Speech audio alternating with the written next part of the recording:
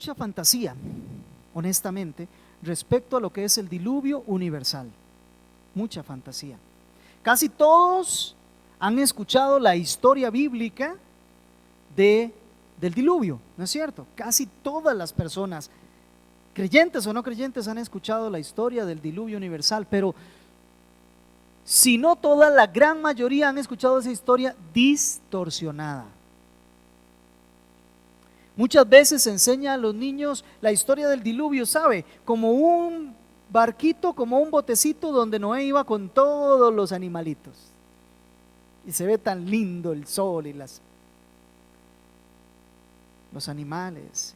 Incluso películas se han rodado en relación con el diluvio, en donde por supuesto se incluyen muchos conceptos erróneos que distorsionan la visión real de lo que corresponde al diluvio.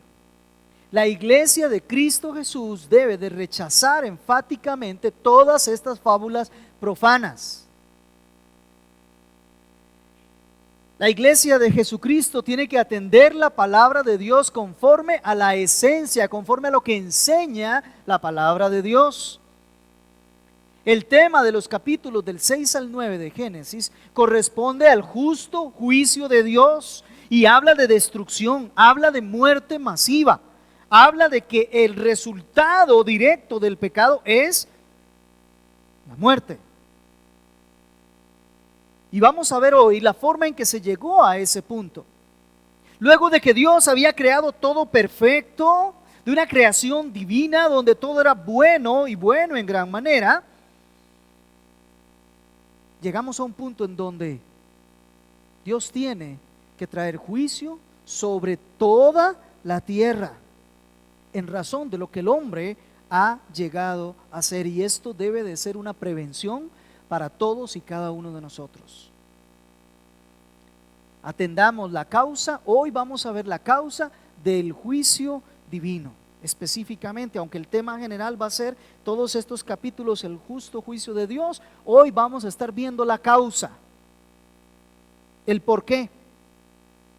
Y mi bosquejo es de 3 puntos más unas conclusiones. Lo primero que vamos a estar viendo es la carnalidad imperante en la humanidad. Eso lo va a describir los versículos del 1 al 3. Luego vamos a ver el malvado corazón del hombre, versos 4 y 5. Y finalmente vamos a conocer algo pero sumamente hermoso: el corazón del Señor. Y lo vamos a ver de los versos del 6 hasta el 8. Entonces, el primer punto, la carnalidad imperante en la humanidad. Voy a leer los versos primero del 1 al 8 completo y luego regresamos del 1 al 3. Dice: y aconteció que cuando los hombres comenzaron a multiplicarse sobre la faz de la tierra y les nacieron hijas, los hijos de Dios vieron que las hijas de los hombres eran hermosas y tomaron para sí mujeres de entre todas las que les gustaban.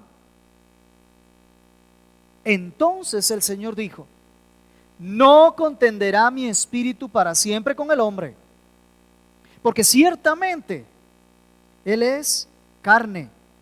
Serán pues sus días 120 años.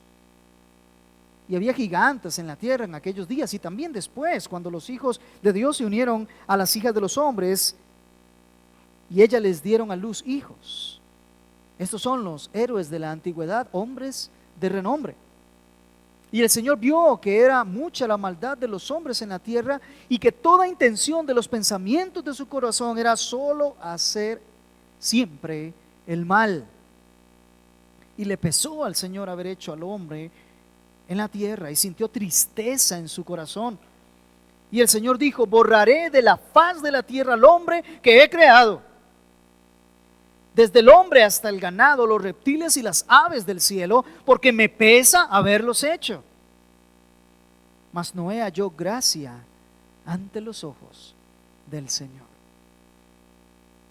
Esta narración es una narración muy interesante, porque fíjense que de lo que venía hablando era de los patriarcas antidiluvianos. Estuvimos viendo la semana anterior de esas 10 generaciones entre Adán y Noé. Y antes de eso estaba hablando también de las generaciones de Caín en el capítulo 4. Así que aquí como que retoma la historia. La narración de Moisés venía dándonos un poco de historia, pero se detuvo para hablar un poco de las generaciones y luego retuvo el tema de cómo eran las condiciones que imperaban mientras vivían las generaciones descendientes de Caín y descendientes de Set. Para que no quedase en un vacío, para que nosotros comprendiéramos cómo eran las condiciones antes del diluvio. Y lo primero que nosotros vemos es la carnalidad imperante en la humanidad. Era una humanidad que tomaba decisiones basadas en sus propios deseos carnales, dice. Y aconteció que cuando los hombres comenzaron a multiplicarse sobre la faz de la tierra y les nacieron hijas, los hijos de Dios vieron que las hijas de los hombres eran hermosas y tomaron para sí mujeres de entre las que les gustaban. Entonces el Señor dijo: no contenderá mi espíritu para siempre con el hombre, porque ciertamente él es carne. Serán pues sus días 120 años. Mire, en este primer punto, lo primero que nosotros vemos es el aumento de la humanidad. Moisés describe el crecimiento de la población sobre la tierra y dice que era mucha, se entiende que era mucha. Dice: y aconteció que cuando los hombres comenzaron a multiplicarse sobre la faz de la tierra. ¿Cuándo comenzaron los hombres a multiplicarse sobre la faz de la tierra? Desde el primer nacimiento, allá con Adán y Eva, que tuvieron a Caín, luego tuvieron a Abel. Y según la narración, al menos el tercero de los hijos fue Set. Y ahí siguieron multiplicándose y nosotros luego leemos que han pasado al menos 10 generaciones. La multiplicación de las personas sobre la tierra fue algo exponencial. Hay un resumen de aproximadamente 1556 años entre Adán y Noé. Ahora, ustedes me dirán: no son muchos en 1500 años, pero yo quiero que usted agregue algo. Recuerde que la mayoría de los patriarcas vivieron en promedio 900 años. Es decir, no solo se estaban multiplicando, sino que la gente no se estaba muriendo. Y por supuesto seguían teniendo más hijos. Y seguían teniendo más hijos. Así que se puede contar al menos por cientos de miles. Especulaciones han dicho que es muy probable que hubiesen llegado factiblemente a los 8 billones de personas sobre la faz de la tierra. Es decir, más o menos la cantidad de personas que hay hoy sobre la faz de la tierra. ¿Y por qué tanto crecimiento? Porque el Señor en Génesis 1:28 no solamente les bendijo para que se multiplicaran, sino que les ordenó que se multiplicaran. Así que ellos tenían muchos hijos. Tan solo enfoquémonos en Adán, 930 años. Si tuviese un hijo por año,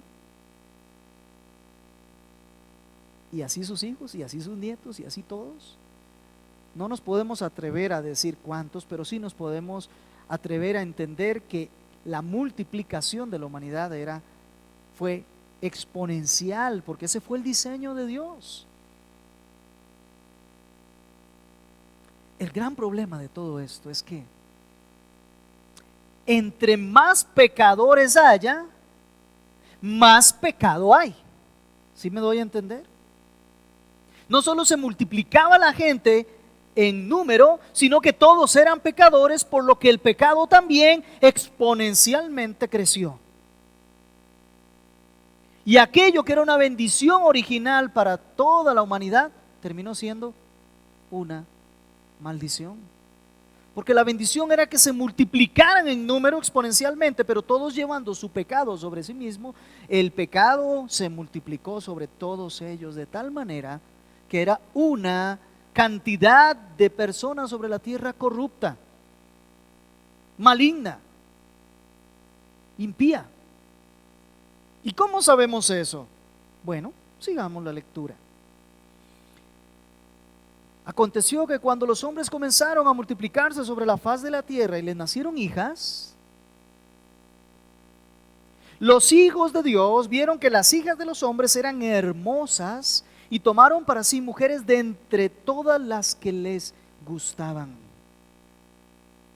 Honestamente, llegamos a uno de los textos que ha producido más controversia en su interpretación. No es que el texto sea controversial, el texto no lo es. Dios dice lo que dice y es claro, y Él no tiene ninguna sombra de variación en lo que Él habla. Él es Dios. Pero al interpretar nosotros es donde entran muchas controversias, dado lo breve y lo aparentemente confuso del texto. De inicio, una lectura clara nos dice que aquí ocurrió algo con lo que Dios no está de acuerdo. Leo, los hijos de Dios vieron que las hijas de los hombres eran hermosas y tomaron para sí mujeres de entre todas las que les gustaban. Aquí hay un problema que se está dando con matrimonios. Son matrimonios que no eran delante de Dios agradables, que se salieron de la norma de Dios, que están fuera de los parámetros de Dios, por los cuales Dios viene a tomar una decisión en el verso 3. Entonces el Señor dijo: no contenderá mi espíritu para siempre con el hombre, porque ciertamente él es carne. Serán pues sus días 120 años. El texto recalca que estas uniones de los hijos de Dios con las hijas de los hombres era parte de la manifestación de la carnalidad de los hijos de Dios. ¿Y por qué? Porque se deja claro que la forma en que los hijos de Dios comenzaron a escoger sus esposas era por la vista. Y los hijos de Dios vieron que las hijas de los hombres eran hermosas, eran bonitas, y el criterio que usaron para escogerla es la que más me guste, la que más se ajuste a mis deseos carnales, a mis deseos pasionales, a mis deseos lujuriosos. Esas son las que voy a escoger. Es decir, los hijos de Dios están reproduciendo el mismo proceso de pecado que Eva siguió. ¿Recuerdan el proceso de pecado de Eva? Vio, deseó en su corazón y tomó. Vio que el fruto era bueno, era lindo, era hermoso, pero además era agradable a los ojos, era codiciable para alcanzar sabiduría, y tomó. Y aquí los hombres, los hijos de Dios, están tomando la misma ruta de pecado. Vio, deseó en el corazón y fue y tomó. Ese es el diseño del pecado, amados hermanos, y se seguirá repitiendo desde Génesis 3 hasta el último día cuando Cristo venga. Seguiremos siendo los seres humanos atrapados en el mismo tipo de diseño de pecado, el mismo proceso de pecado. Todos, sabiendo las artimañas del enemigo, todos seguimos exactamente el mismo proceso. Vemos, codiciamos y vamos y hacemos o tomamos. Esto era lo que estaba pasando. Es un impulso carnal en los hijos de Dios que van a tomar lo que les gusta, lo que vieron. No se pusieron a pensar si de verdad era la ayuda idónea, como Dios había traído a Eva para Adán, una ayudadora, una auxiliadora, una que va a estar con él, ayudándole a encaminar a los hijos que Dios les va a dar hacia la fe de Cristo, a ver si podían crecer espiritualmente. Nada de eso les importaba. Lo que les importaba es que eran hermosas a la vista y que a ellos les gustaban. Y ese fue el impulso para ir a casarse con ellas. ¿Estamos siguiendo? Sí. Esa es la estructura del pecado. Siempre se muestra para atraer, hace que la vista se fije, luego entra la codicia, en este caso particularmente la forma de codicia es la lujuria, para que finalmente se actúe. Ya el apóstol Juan en 1 Juan 2:16 nos dice que estas son las cosas que el mundo siempre nos ofrece: cumplir los deseos de la carne, los deseos de los ojos y la vanagloria de la vida. Los deseos de la carne, deseos de los ojos y vanagloria de la vida. Así los hijos de Dios se dejaron llevar por la lujuria, codiciaron y finalmente se casaron con las hijas de los hombres. Refleja carnalidad. No dice que le consultaron a Jehová si se podían casar. No dice que oraron para ver si eran esas las esposas. No dice nada de eso, ¿verdad?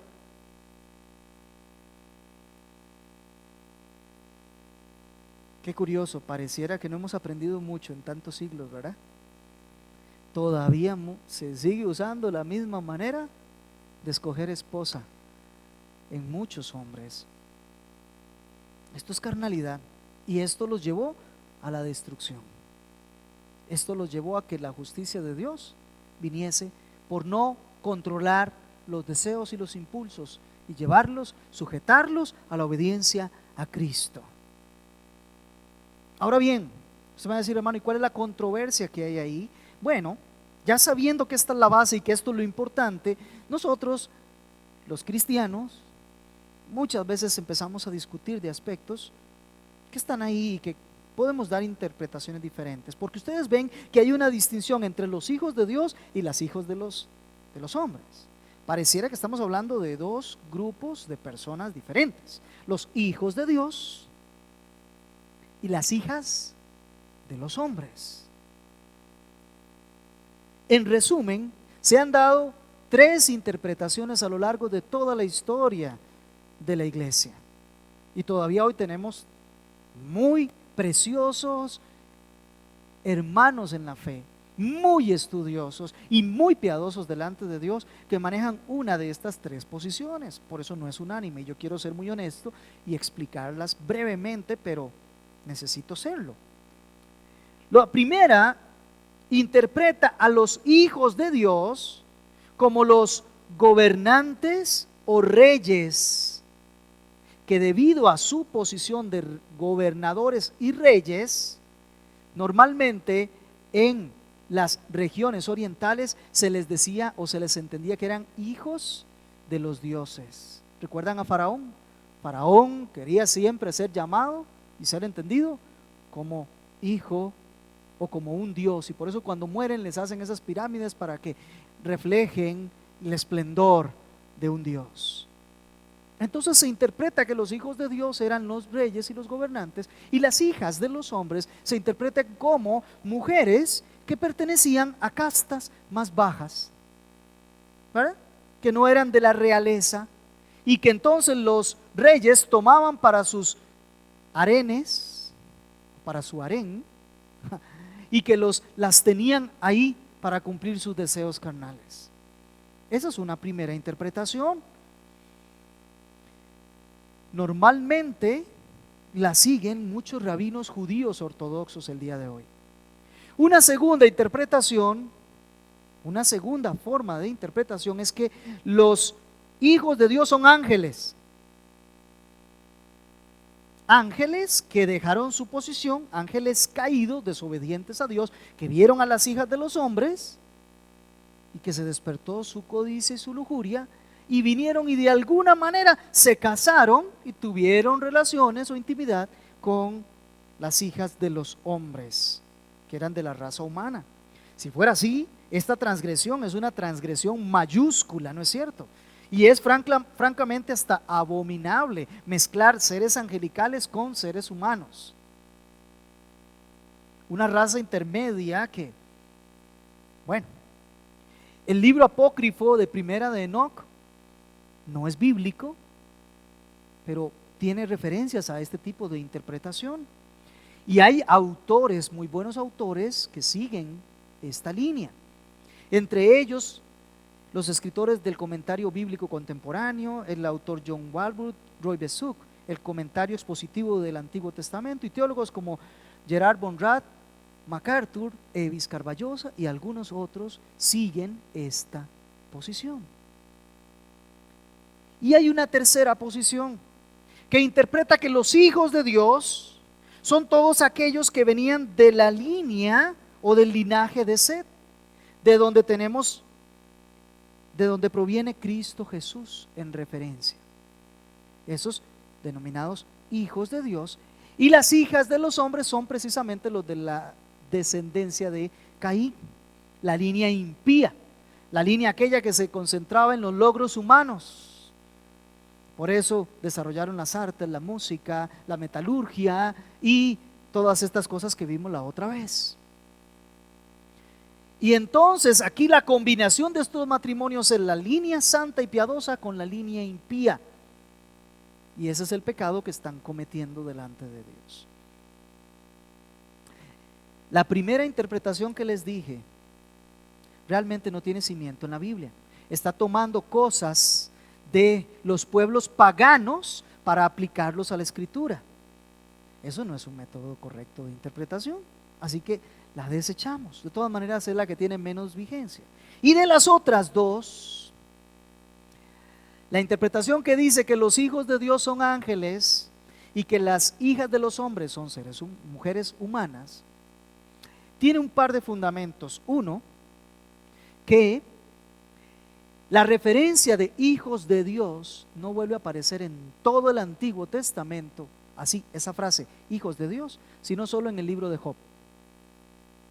Cuando los hijos de Dios se presentan en el capítulo 1 y a inicios del capítulo 2, se presentan delante de Dios junto con Satanás y tienen aquella conversación. Y ellos son denominados hijos de Dios. En el capítulo 38 vuelve a aparecer hijos de Dios refiriéndose a ángeles. Entonces dice, bueno, si la única referencia de hijos de Dios en todo el Antiguo Testamento es ángeles, entonces aquí es ángeles. Ese es un primer argumento.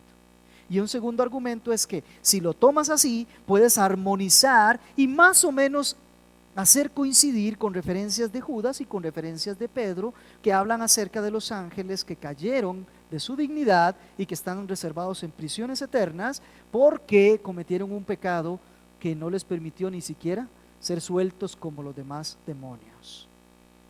Puede coincidir honestamente muy bien si lo hacemos coincidir, pero también puede que no coincida. Voy a criticarlas porque yo no estoy en esa postura.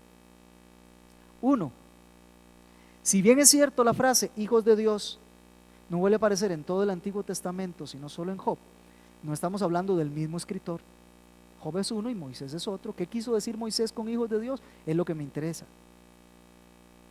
Pero básicamente hay muchas otras referencias en el Antiguo Testamento donde hijos de Dios se refiere a el pueblo de Dios. Por ejemplo, en Éxodo 4:22 dice, Israel mi hijo elegido. En Deuteronomio 14:1 dice, hijos sois de Jehová vuestro Dios. Deuteronomio 32:5 dice, la corrupción no es suya, refiriéndose a Dios, sino de sus hijos es la mancha.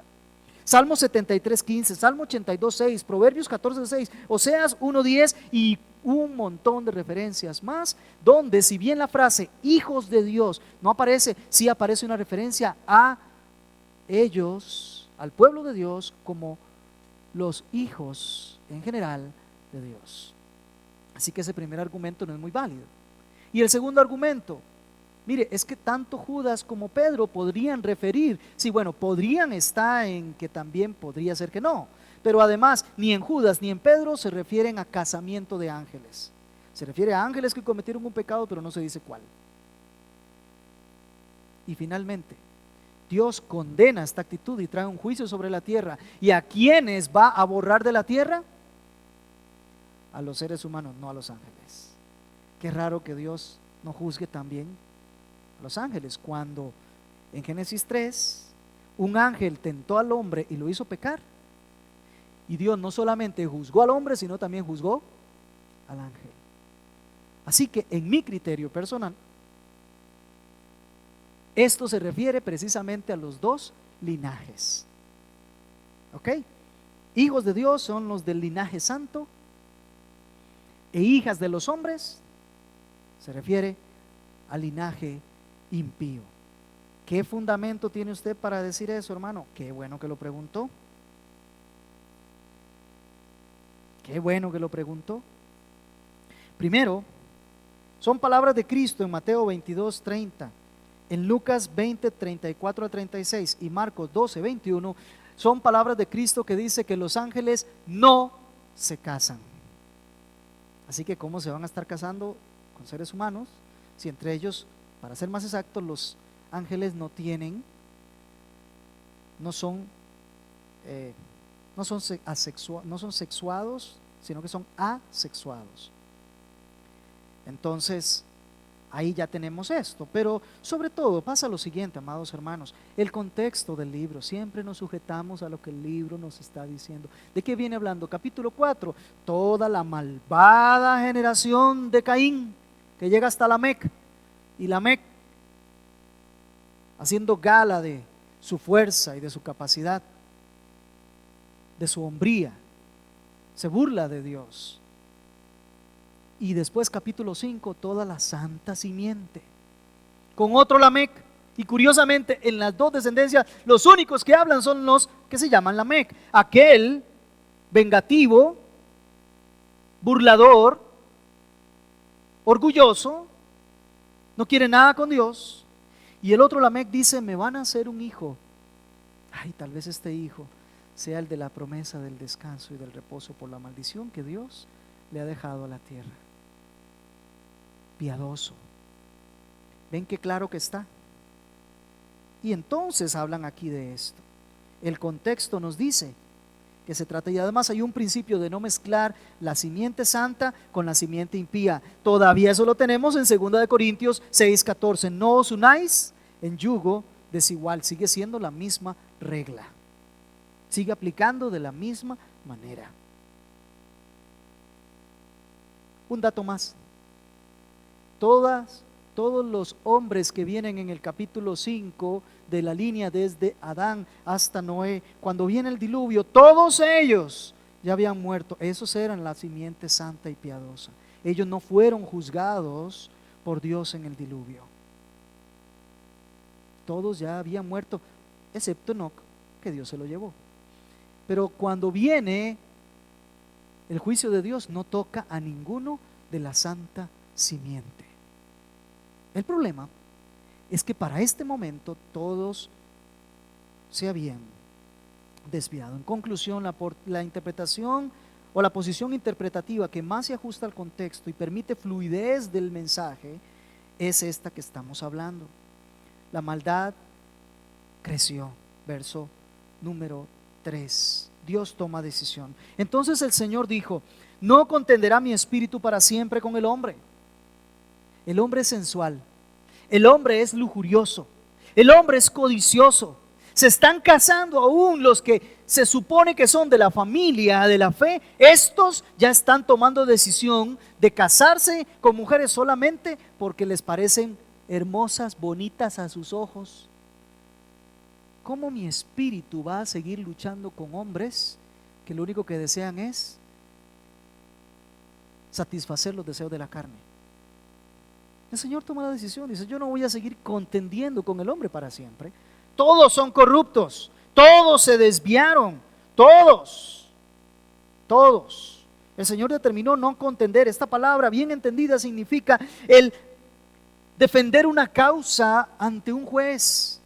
Él mismo se está poniendo como juez y él mismo se está poniendo como defensor de su posición y está diciendo: yo ya no voy a pelear más, no voy a contender más con el hombre, porque el hombre está muerto en sus delitos y pecados. No me escucha, no quiere nada con el espíritu, todo lo quiere con la carne. Ya no, ¿para qué voy a seguir eternamente si es necio? Dios deja la oportunidad de arrepentimiento del hombre, del llamado del hombre, y le dice: ya no más. El hombre solo se guía por los apetitos de la carne. Y esto no es lo que nos dice el apóstol Pablo en Gálatas 5:17, porque el deseo de la carne es contra el espíritu y el deseo del espíritu es contra la carne, pues estos se oponen el uno al otro, de manera que no podéis hacer lo que deseáis. Así el Señor le puso un límite a su paciencia, no más. 1500 años habían pasado. Toda esa línea de hombres santos habían estado predicando el evangelio. ¿Recuerdan a Enós? El primero que hizo un culto público, que era sacerdote y que guiaba a toda su familia en la fe. ¿Y dónde están ahora los hijos y los nietos? Los que tuvieron que haber aprendido la fe. ¿Recuerdan a Enoc? Varón que caminó con Dios. ¿Dónde están los descendientes de Enoc? Todos se habían alejado de Dios. Lo otro que hizo el Señor fue ponerle plazo a la humanidad. ¿Serán pues sus días? 120 años. Qué hermoso el corazón de Dios, ¿no le parece? El hombre irremediablemente pecador, solamente guiado por los deseos de la carne, no quiere nada con Dios. Se han corrompido, son lujuriosos, son codiciosos. Y Dios dice: ok, no contiendo más. Pero aún así les da 120 años para que pudieran arrepentirse. Es hermoso el corazón de Dios, ¿no le parece? Que aún en su juicio primero prevalece su paciencia y su misericordia. Hermoso es nuestro Dios, y así es. 120 años, es la paciencia de Dios. Pedro, en 2 de Pedro capítulo 3 verso 20 dice que Dios no es que se tarda, amados hermanos. El juicio de Dios viene, no se tarda, solo que Él es paciente. ¿Para qué? Para que la gente se arrepienta. Ese es el Dios que nosotros estamos predicando. No es razonable que Dios se tarde en su juicio. En su justo juicio no es razonable que Él se tarde. Es que Él es paciente, está dando tiempo, está dando oportunidad. ¿Sientes el corazón de Dios? Está reflejándolo ahí. ¿Sientes el latido de Dios? Tengo que exterminarlos. Ya no más, me están destruyendo la tierra.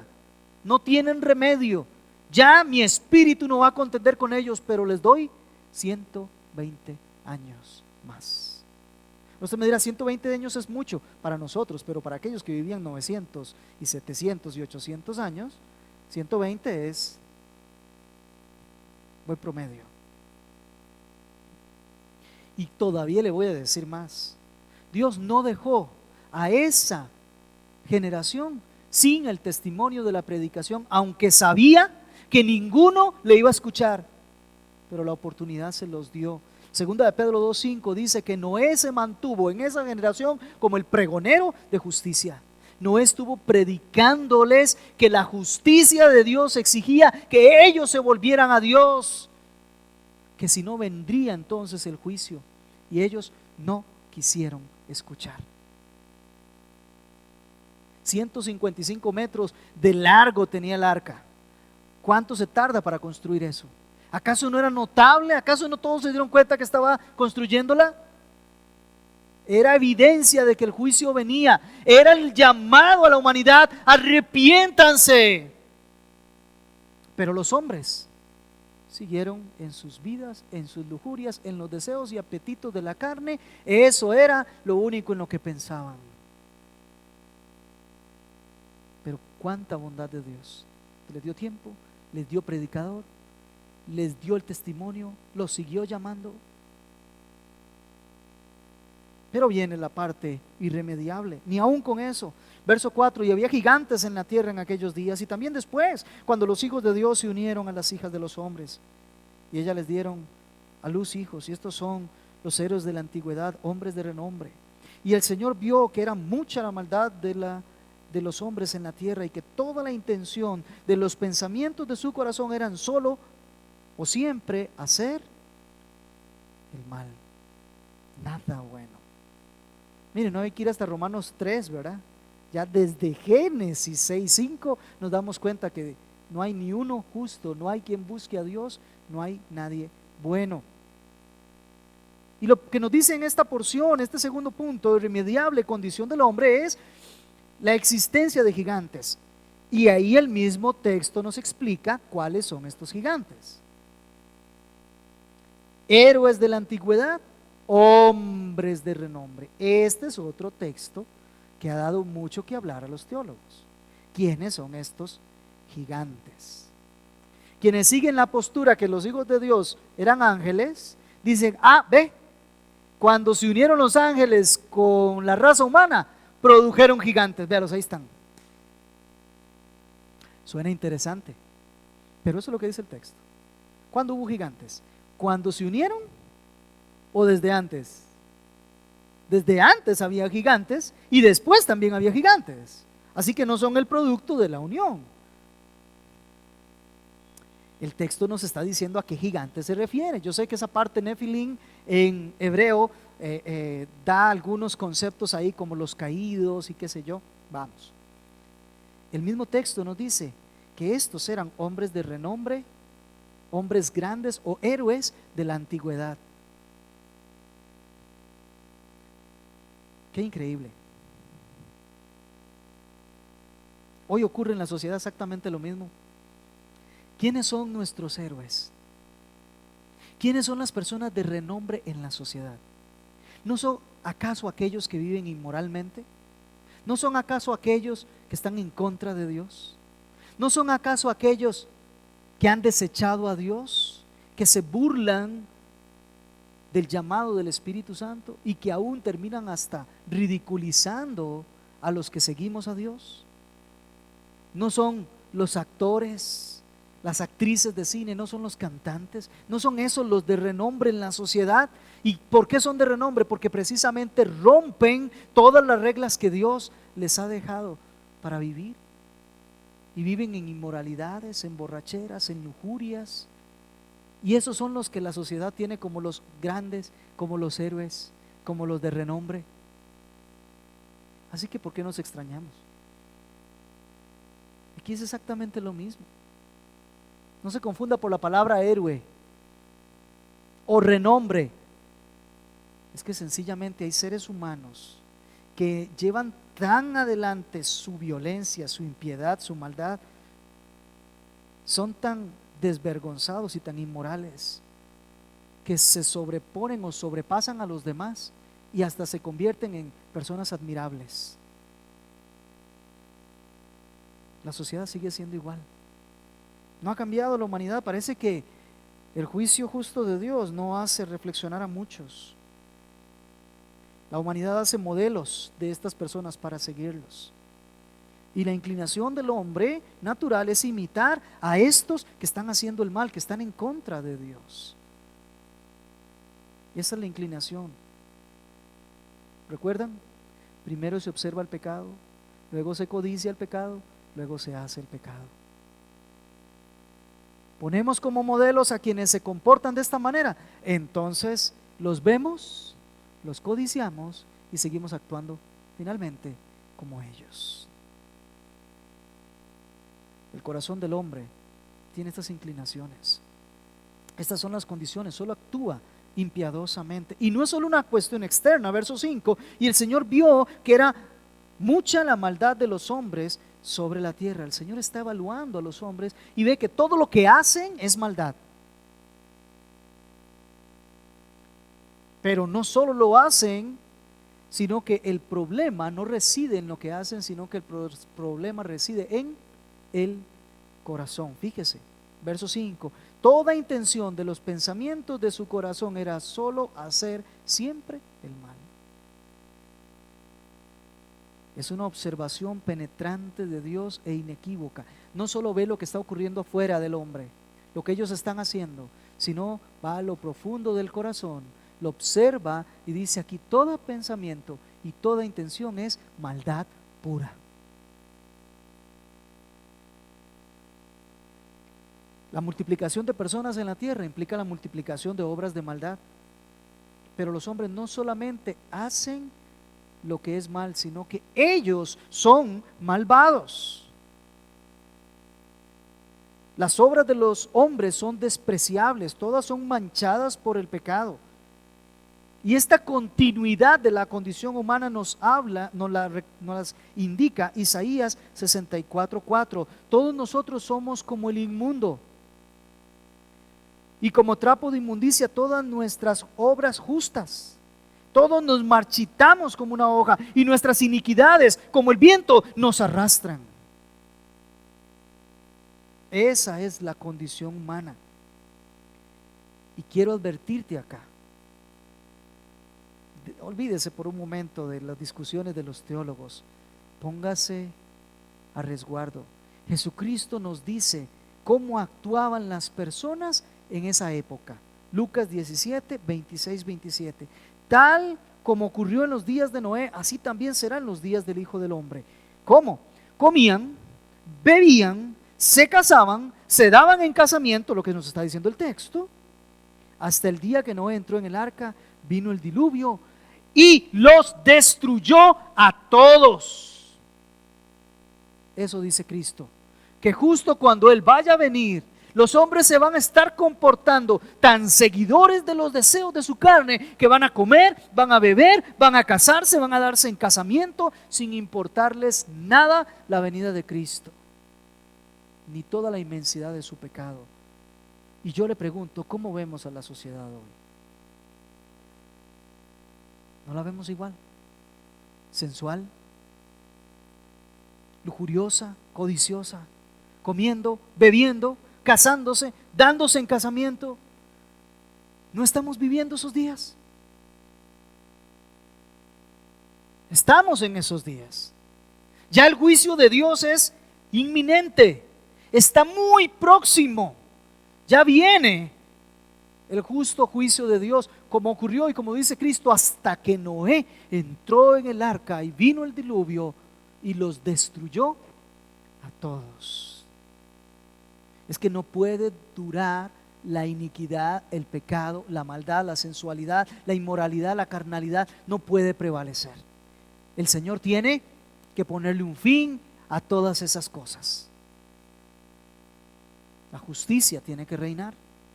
Y el hombre no va a parar en sí mismo, porque toda intención del corazón del hombre es continuamente hacer el mal.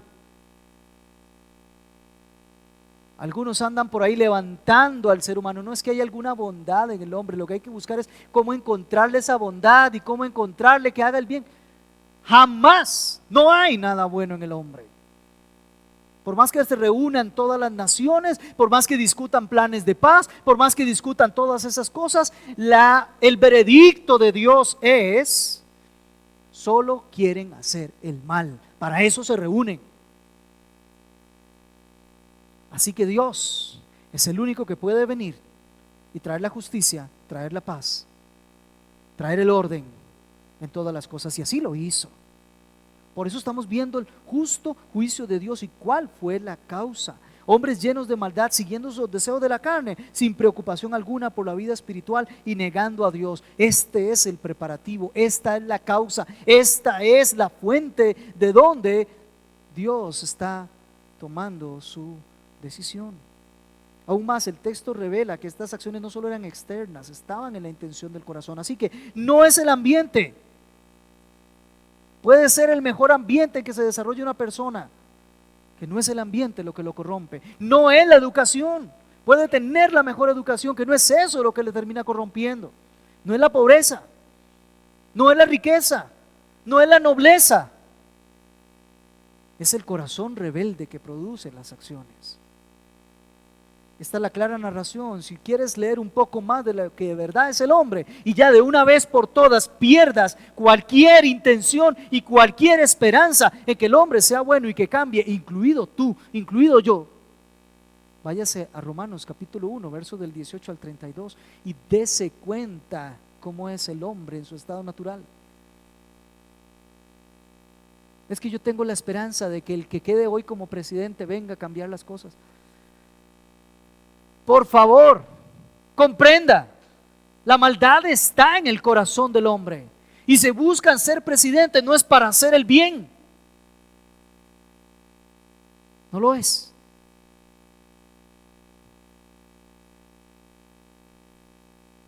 Y entonces, dada la evidencia, tercer punto, y todos esperaríamos algo impresionante. Todos esperaríamos que el Señor traiga el juicio ya, y que esté sentado en su estrado, y que frunza el ceño, que se enoje con los hombres, y que profiera maldición contra ellos. Pero quiero decirte, si hay algo que a mí en lo particular me gusta en la Biblia, de poco tiempo para acá, es aquellos textos que me abren una ventana para que yo pueda ver qué hay en el corazón de Dios. No solo lo que hace, lo que Él siente. ¿Verdad que Él vino a la cruz y nos salvó? Sí, Él vino a la cruz y nos salvó. Y somos declarados justos. Amén, somos declarados justos. Eso es un hecho objetivo. Nadie lo puede negar. Pero la pregunta es, ¿qué movió ese corazón para que ocurra? ¿Qué había en el corazón de Cristo? ¿Qué había en el corazón de Dios cuando estaba en esa cruz del Calvario? Yo no solo quiero los beneficios de la obra de Cristo, yo quiero a Cristo. Yo quiero su corazón, quiero conocerle. Y son hermosos los textos en la Biblia cuando nos abren el corazón de Dios para ver qué es lo que hay ahí. Y algo impresionante sucede en el verso 6.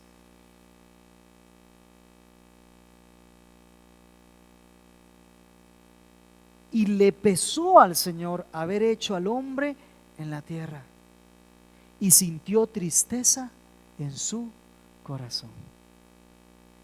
Qué tremendo amor, qué inescrutable es el amor de Dios. Usted y yo, francamente, si es que algo de bondad hay en nuestro corazón, viéramos cómo los hombres se están comportando y de inmediato le mandamos el juicio porque se lo merecen, ¿no es cierto? Pero Dios, antes de actuar, pone su corazón primero y se da cuenta de lo que está ocurriendo con la humanidad.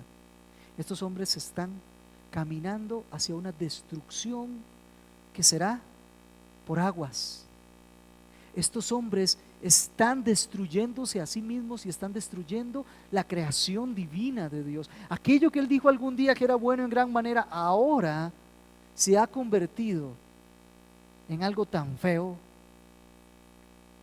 en algo tan triste, y esa humanidad se va a perder. Esa humanidad no va a encontrar salvación. Les vamos a dar 120 años. Se les va a seguir predicando, pero ellos no van a querer escuchar. Y aquí palpita el corazón de Dios y dice, a Él le pesó,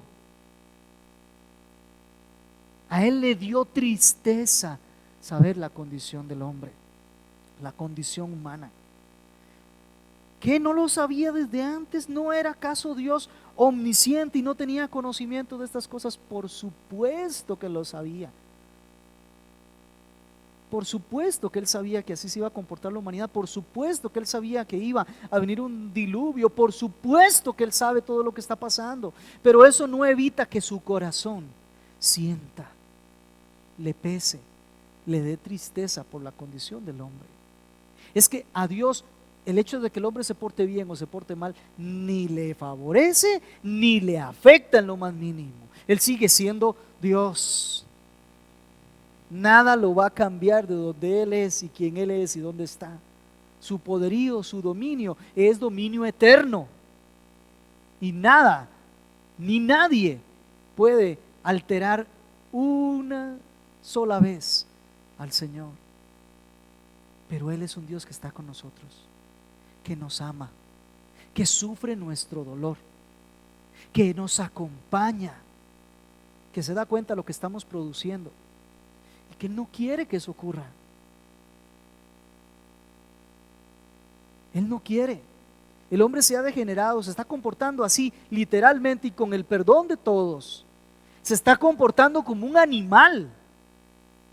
¿No es cierto que son los animales los que se sienten hambre comen? Si sienten sed beben? Si quieren ir a tener relaciones con los otros animales van y lo hacen. Y no les importa nada. Ese es el comportamiento de los animales. El hombre se está pareciendo más a las bestias que al Dios del cual porta una imagen y es semejanza.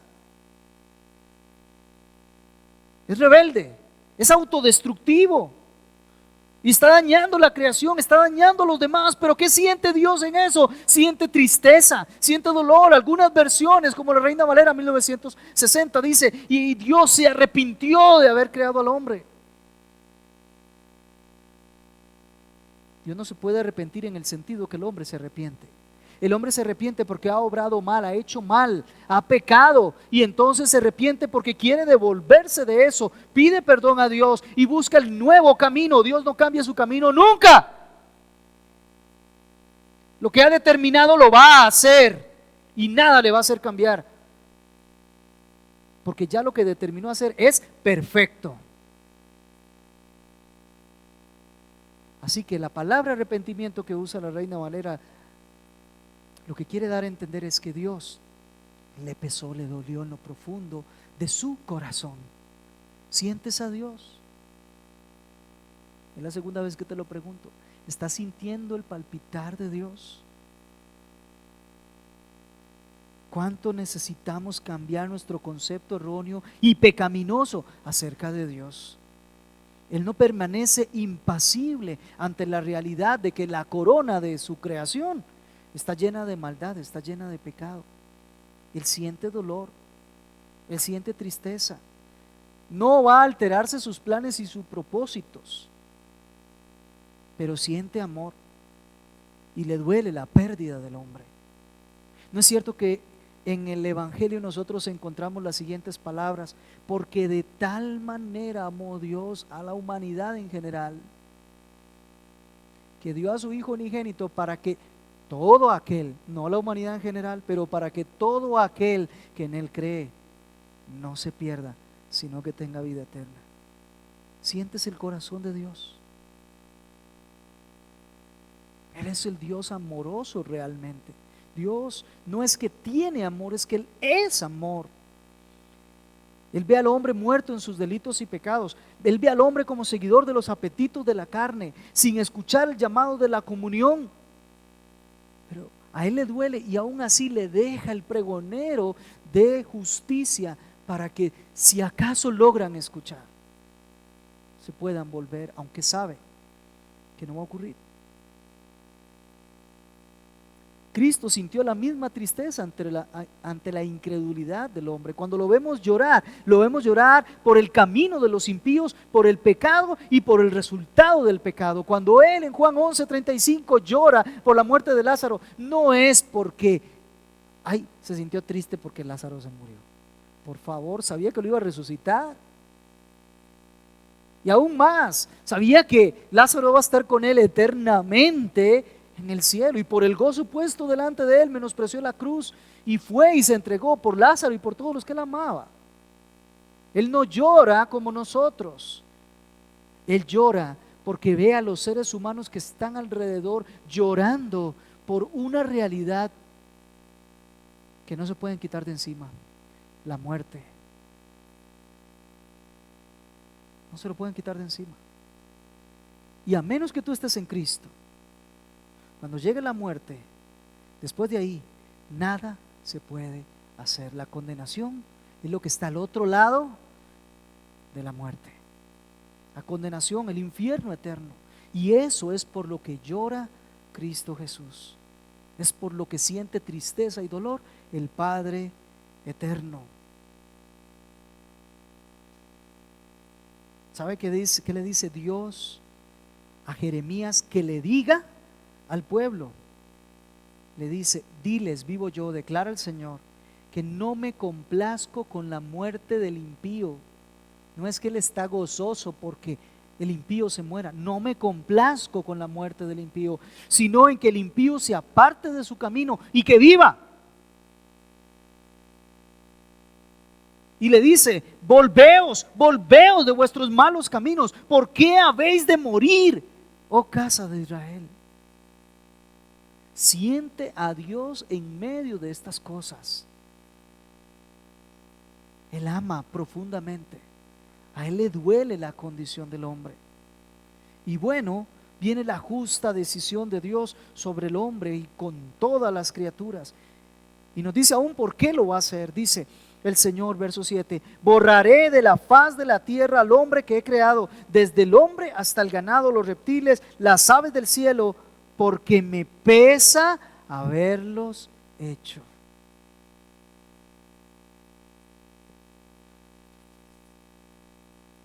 La decisión de Dios es borrar de la faz de la tierra al hombre, con todo aquello que el hombre debía gobernar: el ganado, los reptiles, las aves. ¿Se acuerdan? Esta no es una determinación alocada de alguien que está muy furioso y muy enojado porque el hombre se está portando mal, entonces vamos a tomar una decisión disciplinaria. No. Esto es algo tomado desde el dolor, desde la tristeza, desde el Dios que le pesa la condición del ser humano y que no quiere que el ser humano quede en esa condición.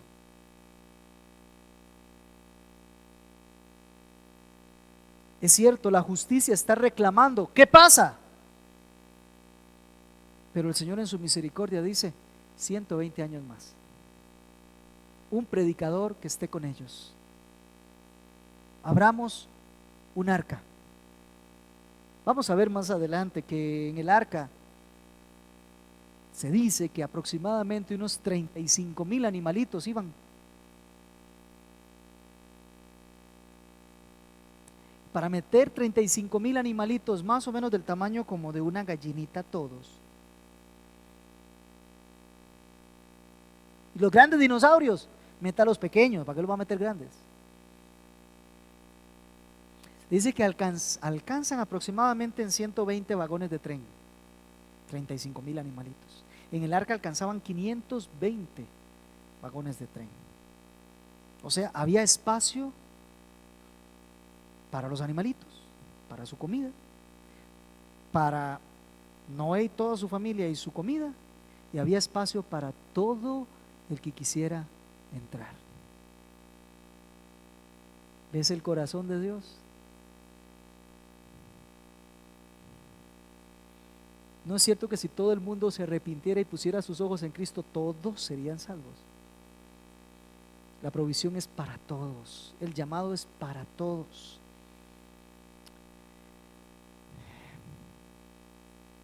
Llegó la decisión de exterminar de la faz de la tierra a aquel que era la corona de la creación, junto con todas las criaturas que debía gobernar. ¿Y cuál fue el motivo por el cual Dios toma la decisión de destruir a toda la humanidad y a todos los animales? Porque me pesa haberlos hecho, dice el Señor.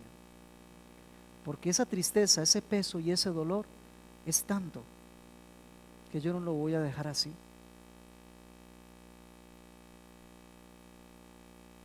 Nada puede obstaculizar el plan de Dios, amados hermanos, nada. El peso del pecado de la humanidad en el corazón de Dios hizo que se generara el verso siguiente: pero Noé halló gracia ante los ojos del Señor. Y vemos a Cristo Jesús en el Calvario. No vemos de casualidad que Él está llevando todo el peso de los pecados sobre sí mismo.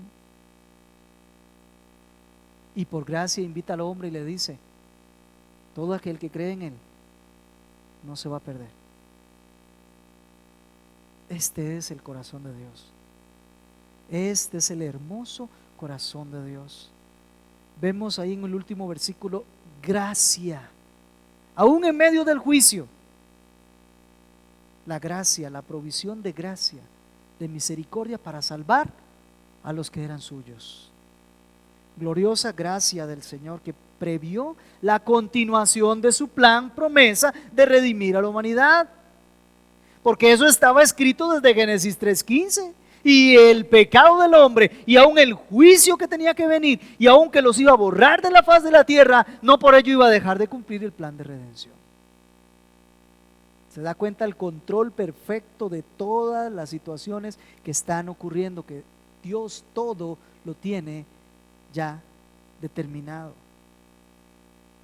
La redención del hombre no se iba a quedar sin cumplir, debía mantenerse el linaje santo para cumplir la fiel promesa. Y para eso, Noé encontró gracia ante los ojos de Dios. Algunos observan que el comportamiento justo y perfecto de Noé hizo que Dios fijara su vista en él. Pero el comportamiento justo y perfecto de Noé está en el verso 9, después de que había recibido la gracia, en el verso 8. Primero se recibe la gracia, luego se vive conforme las cualidades de uno que ha sido escogido por gracia. Otra vez, jamás nos vamos a ganar el favor de Dios actuando como Dios quiere. Primero recibimos la gracia y luego actuamos como Dios quiere. ¿Ok? Principio fundamental. Para poder comportarse como es digno del Evangelio, primero debiste haber nacido de nuevo. Si no, ni luches porque no vas a poder. Tus deseos son solo sensualidad, lujuria, codicia, deseos de la carne, impiedad, maldad. Eso es lo único que vas a producir hasta el día en que recibas ese regalo de la vida eterna y de verdad nazcas de nuevo, para que entonces seas perfecto en tus caminos y ahora sí tengas el poder del Espíritu Santo para luchar en contra de aquello que está en tu corazón y vivir realmente una vida digna de Cristo Jesús. Así funciona allá, aquí y en todo momento. No es posible para el hombre alcanzar por sí mismo una conducta que le agrade a Dios. La realidad es que el pecado está en el corazón, en el centro del alma. De ahí produce toda su conducta. Hasta que eso no sea cambiado, el hombre no puede de ninguna manera alinearse con Dios. He ahí por qué predicamos el Evangelio, para que la gente venga a Cristo, porque una vez que está en Cristo, ahora sí puede vivir como Cristo, no antes. Algunas lecciones. Ya sabemos que la forma de encontrar las lecciones del texto es posicionarnos primero como aquella primera audiencia que escuchó el texto. Cuando los israelitas escuchan este texto, recordamos, están en los campos de Moab antes de entrar a la tierra prometida y escuchan esta historia, ellos tienen que entender por qué la maldad está tan cerca y tienen que estar luchando contra ella. ¿Por qué? Porque está produciéndose en el corazón del hombre. Así que o se acogen a la gracia de Dios o van a ser barridos por el juicio de Dios. Y ellos han sido escogidos y son llamados a poner su mirada en Dios y a poder seguirle a Él. Están claros que la gran lección aquí es las uniones que Dios no permite. Eso fue lo que detonó lo que había en el corazón. Estos israelitas debían aprenderlo. Para nosotros encontramos algunas otras lecciones también. Primero, que los mandatos de Dios siempre se cumplen. Todos nosotros nos hemos desviado, somos rebeldes en algún grado. Antes de venir a Cristo, en el grado mayor, cuando venimos a Cristo va bajando, gracias a Dios. Pero la realidad es que todo lo que Dios dispone se va a cumplir. No importa qué tanto el pecado había crecido aquí, ellos estaban multiplicando como Dios había ordenado. Estaban dejando registro de que aún en la desobediencia y rebeldía del hombre, los propósitos de Dios no cambian. Se iba a destruir la humanidad, pero vendría un redentor a través de la simiente santa, y para eso dejó uno que continuar el linaje. 2, no hay bueno ni aun uno. El texto nos está dejando claro que aún el linaje piadoso terminó mezclándose con el linaje impío. Cayó en pecado toda la humanidad. Entre los escogidos de ese linaje que recibieron esa gracia, hubo descendientes que se apartaron también de Dios. Ni tú ni yo somos buenos, ni tú ni yo podemos ser justos, pero si estamos dentro del linaje del Señor, demos gracias. Fuimos alcanzados por misericordia. Cuando venga el próximo juicio, que está muy próximo, vamos a ser salvados, porque el Señor ya hizo provisión para eso. Él va a sacar de aquí a los suyos primero, para que después venga el juicio. Tercero, aun cuando el juicio viene, la gracia de Dios está presente. Aún por encima de la rebeldía humana, o dicho de otra manera, aun cuando nuestros pecados abundaron, sobreabunda la gracia de Dios. Previo al juicio universal, Dios preparó un hombre, preparó su familia y los salvó. Previo al próximo juicio, Dios está preparando su iglesia, está preparando su familia y vendrá por ella y la va a levantar antes de que el juicio venga. Eso sí, a su familia, a los que son sus hijos, a los hijos de Dios. Cuarta lección: la paciencia divina es muy amplia, pero siempre termina teniendo un límite. 120 años y aún así el hombre no quiso venir. Se abrió las puertas del arca, siguió llamando a Moisés. Los hombres no quisieron escuchar hasta que viene un límite. Igual hoy hay oportunidad de salvación, hay oportunidad de salir de la impiedad. Hoy todavía es posible encontrar gracia ante los ojos de Dios, todavía. Hoy cuando escuches el llamado del Evangelio, pon la vista en Cristo, el Redentor. Pero recuerda, un día va a llegar el límite, va a venir el juicio, y en ese tiempo cada rebelde, cada impío va a tener que pagar por una eternidad todo lo que hizo durante su vida. El fuego del infierno está preparado para eso. Concluyo acá. Voy a leer cita de Romanos capítulo 2, del verso 5 al 11, y lo voy a leer despacio, por favor escúchenlo. Mas por causa de tu terquedad y de tu corazón no arrepentido, estás acumulando ira para ti en el día de la ira y de la revelación del justo juicio de Dios, el cual pagará a cada uno conforme sus obras. A los que por perseverancia en hacer el bien buscan gloria, honor y inmortalidad, vida eterna. Pero a los que son ambiciosos y no obedecen a la verdad, sino que obedecen a la injusticia, ira e indignación. Habrá tribulación y angustia para toda alma humana que hace lo malo, al judío primeramente y también al griego, pero gloria, honor y paz para todo el que hace lo bueno, al judío primeramente y también al griego, porque en Dios no hay acepción de personas. Jesucristo nos aclaró que tal como en los días de Noé, previo al gran juicio universal que vendrá, así van a ser los días de su venida. Vivimos en un ambiente que ya muestra estas condiciones, esas que imperaron antes del diluvio, pero que provocaron el diluvio. La gracia de Dios todavía hoy aguarda con paciencia. Estamos dentro de los 120 años. Por favor, no vaya a pensar que estoy hablando de tiempo real, ¿verdad? Estoy haciendo una alusión. Estamos dentro de ese plan que Dios le dio a la humanidad para, en su paciencia, aguardar que entren al arca todos los que son suyos. Ya estamos en ese punto límite. Ya la justicia viene a ser manifestada. El llamado hoy es que veamos esto como una advertencia y que sepamos que el tiempo de la venida de Cristo está muy cerca. Ya debemos someternos a su señorío en arrepentimiento. Es tiempo de que levantes tu mirada, de que ruegues a Dios el auxilio, de que te reciba, te revista de santidad y de rectitud. Esa gracia que opera en los que son obedientes y para quienes está reservada la salvación de todo lo que va a ocurrir en este juicio final. Por favor, inclina tu cabeza, cierra tus ojos.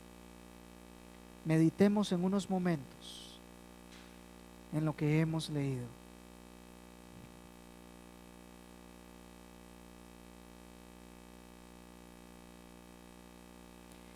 Y el Señor dijo: borraré de la faz de la tierra al hombre que he creado, desde el hombre hasta el ganado, los reptiles y las aves del cielo, porque me pesa haberlos hecho. Mas Noé halló gracia ante los ojos del Señor. En esta preciosa mañana, oh Padre Santo, estamos felices de que tú estés cambiando nuestra forma de pensar respecto al diluvio. Es un juicio universal. Fue la destrucción total del hombre, el ganado, los reptiles y las aves, porque el corazón del hombre es perverso. Y aunque sabemos que siguió siendo perverso, tú prometiste no volver a traer un diluvio universal por aguas, no volver a destruir por aguas la tierra entera. No obstante, sí has mencionado que viene un juicio, y esta vez será por fuego, y toda la humanidad va a ser barrida, excepto aquellos que hallaron gracia en tu llamado.